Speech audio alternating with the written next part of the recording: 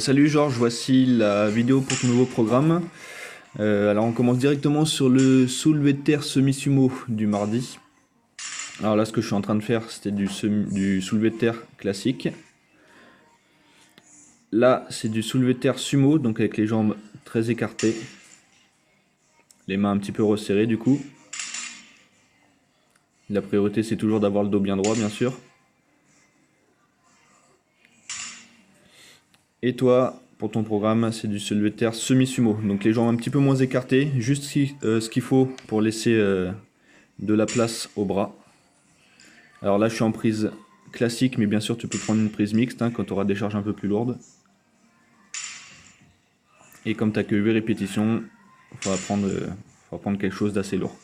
On enchaîne sur les fentes arrière avec des haltères. Donc une haltère dans chaque main. Tu peux prendre des kettlebells aussi. Fais un grand pas vers l'arrière et tu reviens en position. La poitrine toujours bien sortie, les épaules bien basses. Et tu enchaînes, tu alternes. Jambe droite, jambe gauche.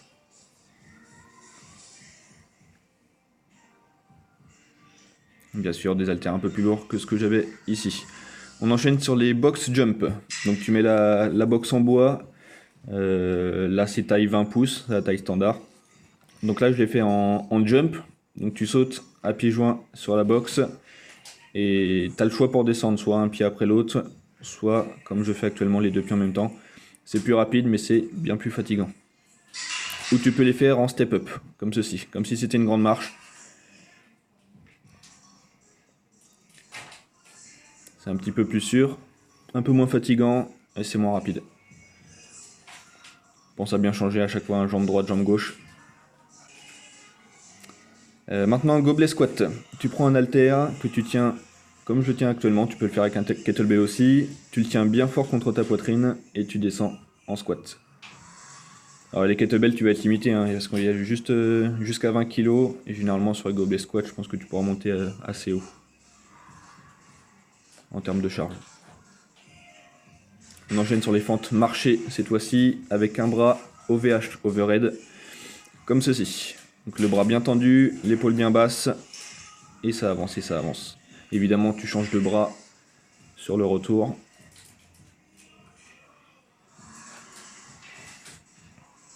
Donc là, je les enchaîne, mais tu peux aussi faire une petite pause à chaque fois. Tu ramènes le pied à côté de l'autre et tu enchaînes. Toujours le bras tendu, très important. Là, on enchaîne les face pull et les traps raise. Alors, tu mets une charge légère. Ici, j'ai mis 4,5 kg. Tu pourrais peut-être mettre 9 kg, mais pas plus. Ce qui compte, c'est la qualité. Donc, tu enchaînes un face pull et un traps raise. C'est ce mouvement-ci. Tu vas le plus haut possible en gardant le bassin en position neutre. Pareil pour les face pull. Ici, c'est le triset avec du développé couché. C'est le triset du jeudi. C1, C2, C3. Tu commences par le développé couché. 8 répétitions. Dans la foulée, tu reposes ta barre et sans repos, pompe surélevée. Les mains sur le banc. Tu peux aussi prendre la boxe en mousse, elle est un petit peu plus haute. Et maximum de pompes. Tu as vraiment quasiment jusqu'à l'échec.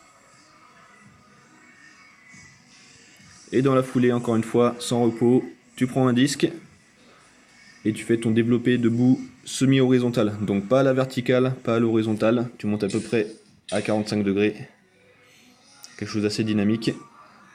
10 répétitions. Et après ça, tu prends ton repos. Le petit circuit d'abdos du vendredi. On commence avec des crunchs.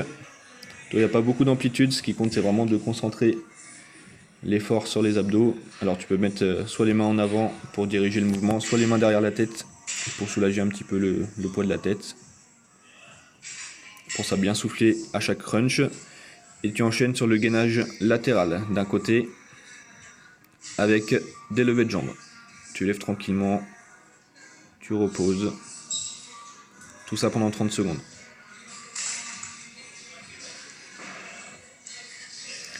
De l'autre côté, évidemment, 30 secondes aussi. Toi, le corps est bien aligné. c'est de bien résister aussi à la descente de la jambe.